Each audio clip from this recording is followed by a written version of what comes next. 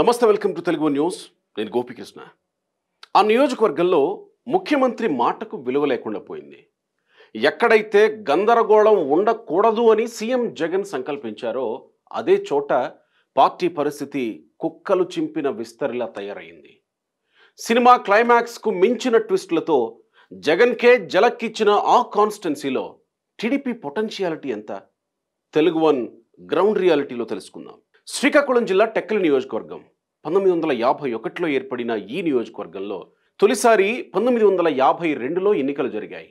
2.5 లక్షలకు పైగా ఓటర్లు ఉన్న టెక్కలి నియోజకవర్గంలో మెజారిటీ శాతం కళింగ సామాజిక వర్గానికి చెందిన వారు ఉంటే, తర్వాత మత్స్యకారులు, యాదవ, రెడ్డిక, వైశ్య ఈ సామాజిక వర్గాలకు చెందిన వారు ఉన్నారు.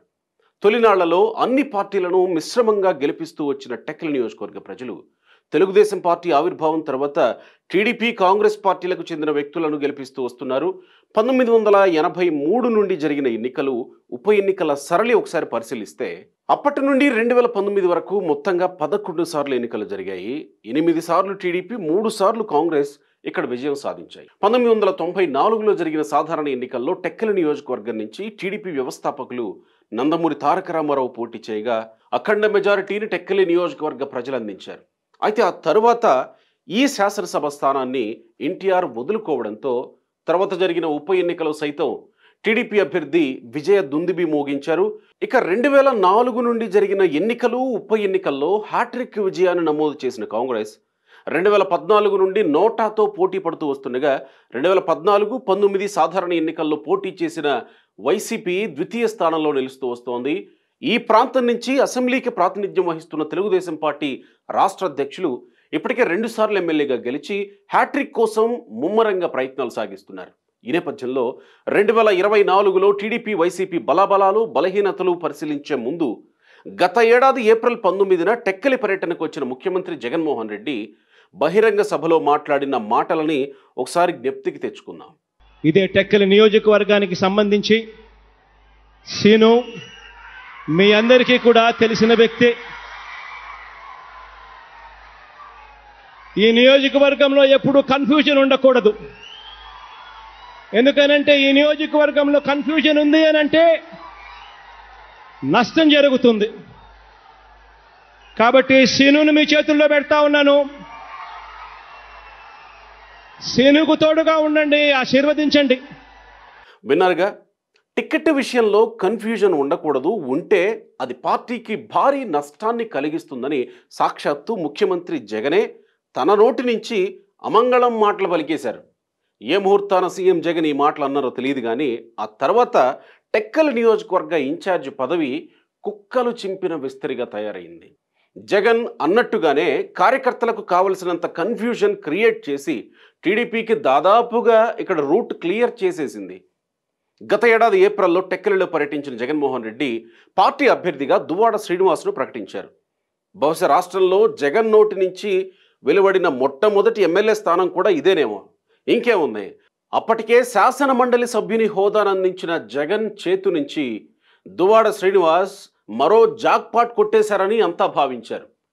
టెక్కలిలో దువ్వాడను వ్యతిరేకించే వర్గం నేతలు కూడా సీఎం జగన్ ప్రకటనతో అవాక్కైనా సర్దుకుపోయి శ్రీనివాస్ ఓటు బ్యాంక్ పెంచేందుకు ప్రయత్నాలు ప్రారంభించేశారు. ఒకవైపు ఈ ప్రయత్నాలు ముమ్మరంగా సాగుతున్న తరుణంలోనే మరో బాంబు టెక్కలి వైసీపీ శ్రేణులపై పడింది. దువ్వాడ శ్రీనివాస్ ఎమ్మెల్యే టికెట్ ఆనందం నెల రోజుల ముచ్చటగా మారింది. ఏం జరిగిందేమో కానీ టెక్కలి ఇన్ఛార్జిగా ఆయన సతీమణి దువ్వాడ వాణిని నియమిస్తున్నట్లు అధిష్టానం ప్రకటించింది.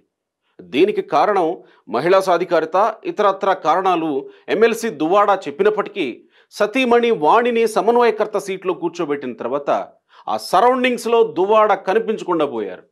ఎమ్మెల్సీ శ్రీనివాస్కు వారి సతీమణి వాణికి మధ్య విభేదాలు వచ్చాయని, ఈ నేపథ్యంలోనే వాణి దువ్వాడ తీరుని అధిష్టానం దగ్గర ఏకరువు పెట్టి ఇన్ఛార్జిగా తన పేరును ప్రకటించేలా ప్రయత్నాలు సాగించి సఫలీకృతురాలయ్యారని లోకల్గా టాక్ వినిపించింది.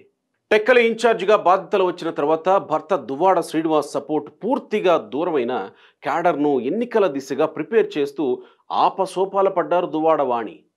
ఇలా క్యాడర్ కుదురుకునే క్రమంలో మరో కుదుపుని సృష్టించింది వైసీపీ అధిష్టానం. గత నెల 11వ తేదీన ప్రకటించిన అభ్యర్థుల 3వ జాబితాలో టెక్కలి ఇన్ఛార్జిగా దువ్వాడ శ్రీనివాస్ను తిరిగి నియమిస్తూ ఆయన ద్వారానే ఎన్నికలకు సమాయత్తం అవ్వాలని క్యాడర్కు పిలుపునివ్వడంతో ఈసారి నిర్ఘాంతపోవడం కార్యకర్తల వంతైంది.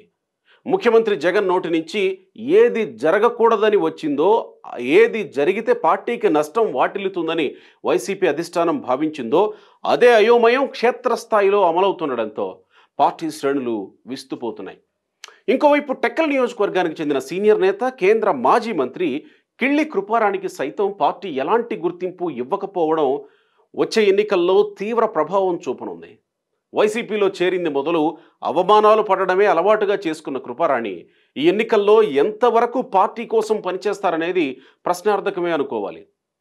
ఇన్ఛార్జీల మార్పుతోనే సగం సమయం కాలయాపన చేసిన టెక్కలి వైసీపీ శ్రేణులు ఇప్పుడు అందుబాటులో ఉన్న 2 నెలల కాలంలో కొత్త ఇన్ఛార్జ్ దువ్వాడ శ్రీనివాస్ నేతృత్వంలో ఎన్నికలకు సిద్ధమవుతున్నారు. అయితే దువ్వాడ వెంట ఆయన సతీమణి దువ్వాడ వాణి కానీ, కృపారాణి కానీ, వారి క్యాడర్ కానీ రాకపోవడం అనేక అనుమానాలకు తావిస్తోంది. ఇంకోవైపు కావలసినంత కన్ఫ్యూషన్తో టెక్కలి వైసీపీ వచ్చే ఎన్నికలకు సిద్ధమవుతుంటే అచ్చెన్నాయుడు నేతృత్వంలో హ్యాట్రిక్ దిశగా ప్రయత్నాలు సాగిస్తున్నారు టెక్కలి టీడీపీ శ్రేణులు. 2014లో టెక్కలి ఎమ్మెల్యేగా గెలిచిన అచ్చెన్నాయుడు మంత్రి హోదాలో ఎన్నో అభివృద్ధి కార్యక్రమాలకు అంకురార్పణ చేశారు. అచ్చెన్నాయుడు హయాంలో ఏర్పాటు చేసిన జిల్లా ఆసుపత్రి, రోడ్లు, ఎత్తిపోతల పథకాలు, డ్రైన్లు, సామాజిక భవనాలు, పోలీస్ స్టేషన్లు, కోర్టు భవనాలు టెక్కలి ముఖ చిత్రాన్నే మార్చేశాయి.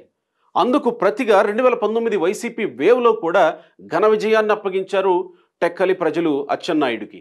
ప్రస్తుతం టెక్కలిలో వైసీపీ మూలపేట పోర్టు పేరుతో తాము కూడా అభివృద్ధి చేశామని చెప్పుకునే ప్రయత్నం చేస్తున్నా అందులో కూడా అసమ్మతి వర్గాలు ఆ పార్టీకి మైలేజీ తీసుకొచ్చే ప్రయత్నం చేయడం లేదు. అందరినీ కలుపుకుపోతూ బలమైన క్యాడర్ను ఎన్నికల దిశగా సమాయత్తం చేస్తూ తన ప్లాన్ను పక్కాగా అమలు చేస్తున్నారు ఇటు అచ్చెన్నాయుడు. వైసీపీ ఎదుర్కొంటున్న బహునాయకత్వ సమస్య అచ్చెన్నాయుడుకు అదనపు అడ్వాంటేజ్గా మారగా ఇదే సమస్యను ఎలా సరిచేయాలో తెలియక ఇప్పటికీ తలపట్టుకుంటూనే ఉంది వైసీపీ అధిష్టానం.